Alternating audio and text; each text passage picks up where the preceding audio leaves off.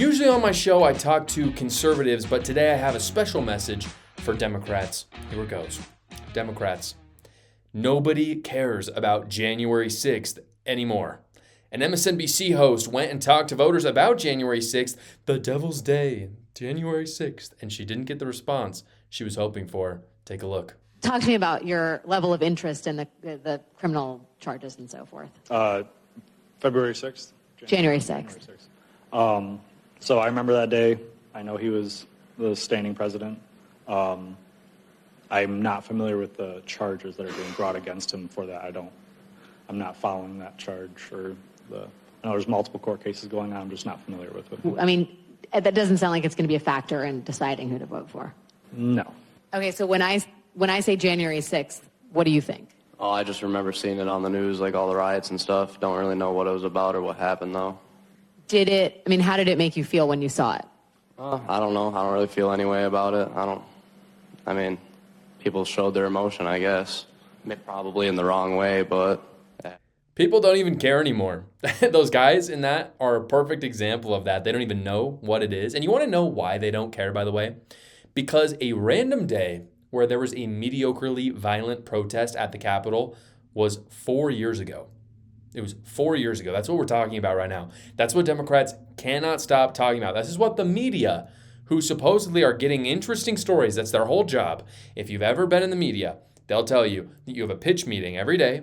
You sit in the pitch meeting, everyone comes up with their best stories. And somehow, and by the way, you sit in these pitch meetings, I've sat in them before, and people bring up these things, and you're like, dude, come on. People brought that up like every single day for the last 2 years. And everyone looks at them and they're like, wow, you suck at ideas. Somehow, in the most prestigious, for those just listening, I'm putting it in air quotes, the most prestigious media and journalistic institutions that America has to offer, the people sat down and during their pitch meeting and they said, oh, let's talk about January 6th again. Do you know what was yesterday for those guys? Again, 4 years ago, that was January 6th, about kind of a protest that happened. I wasn't a big fan of it personally. I didn't think it was a big deal. Again, that was 4 years ago. Do you know what happened to those guys yesterday? 50% more expensive gas, eggs, and housing. That's what happened to them yesterday. Not 4 years ago, yesterday. And this is how out of touch Democrats are nowadays. They think you would rather sit around and talk with a politician about what someone did years ago than actually talk about what is happening to you in your life today, because most people just aren't that political. This is what's interesting about politics. When you get down to it, and when you look at people who are very effective politicians, this is one strength that Donald Trump has, they don't really make it about politics. It's not about a protest that happened and why it's a threat to democracy. It's like, I just can't buy gas very well anymore. All they want to see is that number 2 in front of the other numbers when they go by the gas station. And they don't want to see a 3. Heaven forbid they see a 4. They don't want to see a 4. A 5, man, if you live in California, you're going to see a 5. Hawaii. I live in Utah. Please don't come here if you're from California and you see a 5. Go to like Florida or something. I'm sorry, Floridians. I've heard it's nice over there. Go there instead. But you just want to see a 2 in front of the gas station. You don't want to talk about something that happened 4 years ago. And that is like the opposite of actually running towards the future. Clearly, Kamala Harris and the media, which they're they're the same organization. They're just running to the past. Vivek Ramaswamy was also asked about January 6th this week by Lex Fridman. If you guys don't know Lex, really good podcast host. This conversation was interesting and veered into what I thought was the most interesting topic that Lex Fridman and Vivek Ramaswamy talked about during their podcast. It was about pressuring Trump, Vivek pressuring Trump to make massive cuts in the government were he to win the presidency again. Here's that moment. Do you think it's possible to do something like firing 75% of people in government when things are going relatively well? Yes. In fact, I think it's necessary and essential. I think depends on what your level of well really is, what you're benchmarking against. America's not built on complacency, right? We're built on the pursuit of excellence. And are we still the greatest nation on planet Earth? I believe we are. I agree with you on that. But are we great as we could possibly be, or even as we have been in the past, measured against our own standards of excellence? No, we're not. I think the nation is in a trajectory of decline. That doesn't mean it's the end of the empire yet. But we are a nation in decline right now. I don't think we have to be. But part of that decline is driven by the rise of this managerial class, the bureaucracy, sucking the lifeblood out of the country, sucking the lifeblood out of our innovative culture, our culture of self-governance. So is it possible? Yeah, it's really possible. I mean, I'll tell you one easy way to do it. This is I'm being a little bit glib here, but I think it's not crazy, at least as a thought experiment. Get in there on day one, say that anybody in the federal bureaucracy who is not elected representatives obviously are elected by the people, but of the people who are not elected, if your social security number ends in an odd number, you're out. If it ends in an even number, you're in. There's a 50% cut right there. Of those who remain, if your social security number starts in an even number, you're in. And if it starts with an odd number, you're out. Boom. That's a 75% reduction, done literally stochastically. Okay. One of the virtues of that, it's a thought experiment, not a policy prescription, but one of the virtues of that thought experiment is that you don't have a bunch of lawsuits you're dealing with about gender discrimination or racial discrimination or political viewpoint discrimination. Actually, the reality is you've at mass, you didn't bring the chisel, you brought a chainsaw.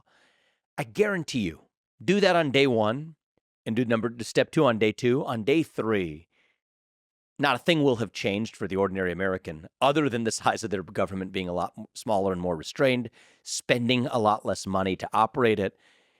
And most people who've run a company, especially larger companies, know this. It's 25% of the people who do 80 to 90% of the useful work. These government agencies are no different.